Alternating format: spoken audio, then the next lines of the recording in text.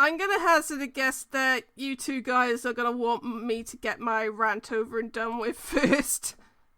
Do it. Yeah. Okay, so, like, I actually wasn't going to rant today. I really wasn't. I was just gonna say, like, that I personally think it's really stupid and it's just not my thing. And, you know, like, even as much as, like, this makes me facepalm, like, I don't see much of a reason why this won't qualify, because, like, it's just stands out too much from the second half. Although, you know, like, its potential result in the final, like, I find very questionable, and I'll get into that when I get into my rant. So, like, I wasn't going to rant until I saw an article yesterday on ESC Norge, and, like, one of the most prominent fan people in the fandom wrote this article. It's in Norwegian, so you're gonna have to rely on Google Translate, but it basically the article the title basically says, "This is how Subwoolfer can win with the juries," and that made me so pissed off, because, like, that to me indicates one of two things. Either that shows just how incredibly out of touch and delusional the Norwegian fandom is, or they know full well that this is likely going to be another Kaino situation, and they're just desperately trying to convince themselves otherwise. And I honestly don't know which of the two options is the more pathetic. It's just, like, I actually, like, bashed out a whole essay about, like, since 2018, they've had this kind of approach because, you know, they said before that Norway wants to win, and, like, since 2018, they've had this whole approach that in order to win, they have to be have to send big gimmicky stagings and dumb songs, and it's just not working, and it will never work, because to me it's just a very 2000s mentality. Like, you have to have a big dumb song with a big gimmick, and it's just not how you win Eurovision these days. And it just really annoys me, because you can't do the same thing and expect different results. And, you know, the Norwegian fandom can't expect them to send a dumb, meaningless dance song with a couple of guys in wolf masks and expect this and it's not expected to be butchered by the juries. Like, I mean, it's more than enough to qualify and may even get them top 10 in the final, but it's not going to win, and you may as well accept that now. I mean, maybe I'm wrong, maybe this will do surprisingly well with the juries, and, like, I'll eat my words if that happens, but, like, based on, like, previous patterns, it just doesn't, and it just really annoys me, because... And it's just, all right. Back to the song. Because otherwise I'm just gonna get really incoherent. Like I said before, it's just like the whole thing is just really stupid. Like, and like the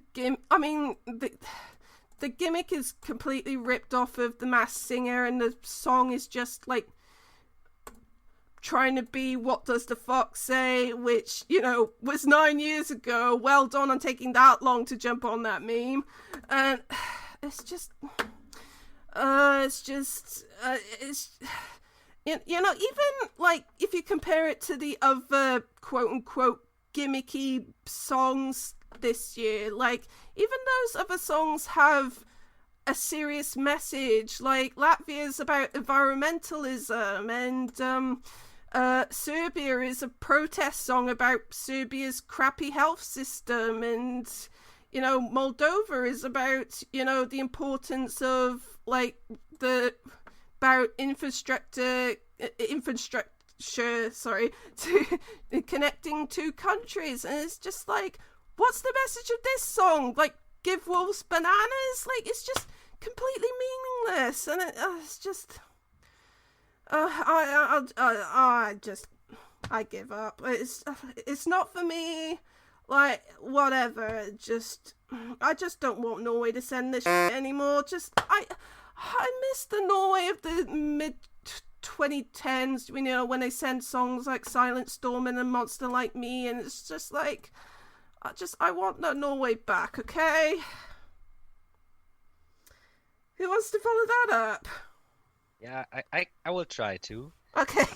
But I can understand what you said about it. I will try to like give maybe some analytical thoughts about the song first, because before I say my personal opinion about it, because I think where this one comes from is that like the Scandinavians usually have a very unique, distinct approach to their fun comedy entries or something like that. Because like here in Germany, we had these comedy entries before, but they were all like a lot of them came from Stefan Raab, and he brought with it his funk and big band sound. So that's how we Germans like our fun and comedy entries. Yeah. And when I think of Scandinavian entries, um, I think of people like Sean Banan or Samir and Victor, or even that pizza song from the Norwegian national final a few years ago.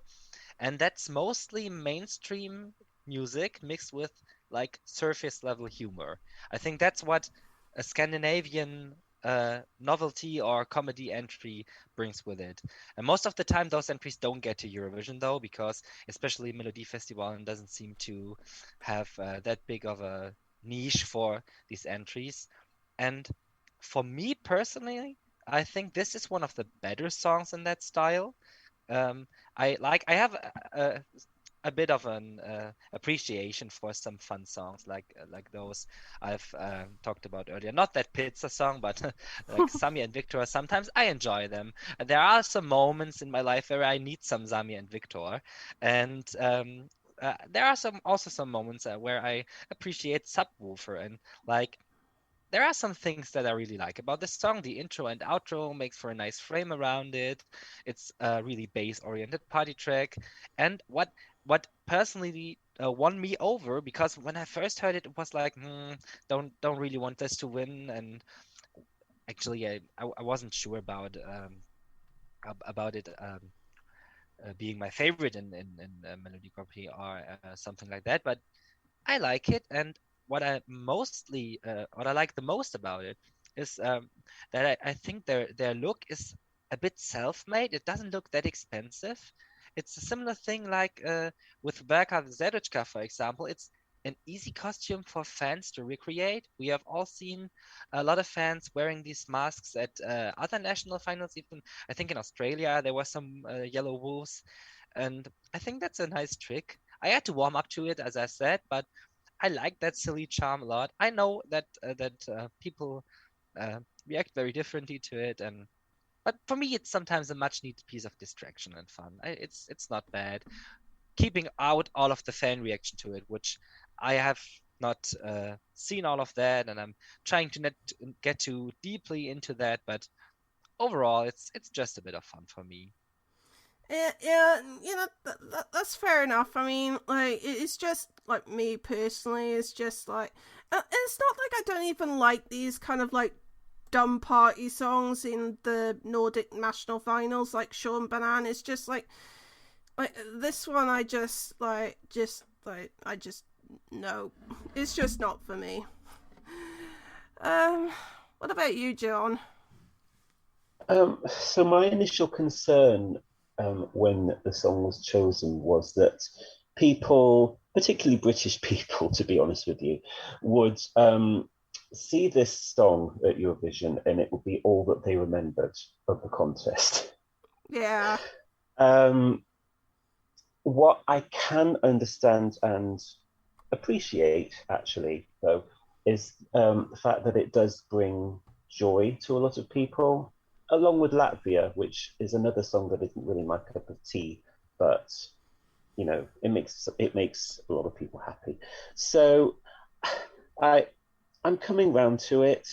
And you know, that bloody yum yum yum chorus, it goes right into your head, and it's been going round and round and round all day today. So sometimes I get of the opinion that, if you can't beat them, you might as well join them.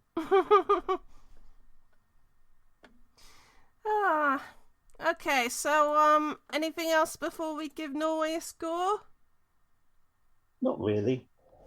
Okay, I'm gonna give this a 1. 3. It's actually a 4 for me.